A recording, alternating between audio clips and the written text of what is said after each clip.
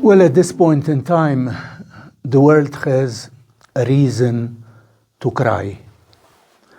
Because with the death of Pope Francis, we have lost someone who is so dear to all of us, who was so dear to the world and to the church alike. He was a man who loved so much the world, God's creation. And he loved the world because he had God's love in his heart. And I think that is one of the biggest messages which Pope Francis throughout these 12 years has been seeking to transmit to us. That if we have God in our heart, then we will love the world.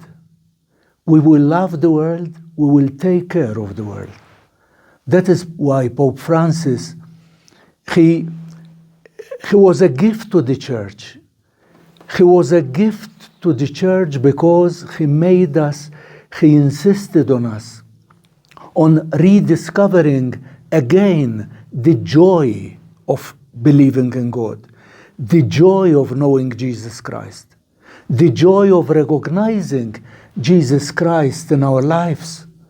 You know, it is something, the joy was something which was lacking in our way of believing, in our way of being human, in our way of building relationships, in our way of believing. And Pope Francis, he transmitted to all of us and to the world alike this message of joy. That is why, if we go through, but of course very shortly, his main three encyclicals, his main three documents, you know, Laudato Si, Fratelli Tutti, and Dilexit Nos, the three of them speak of God's love to us. The three of them speak of our commitment to save the planet, to save the world, to take care of all that God has given us, because that is a gift which we have received from God. And so I think that Pope Francis will be remembered in the history of the church and in the future for being a man of a big heart, for being a man who has, journeyed throughout the world, because his main concern were the poor.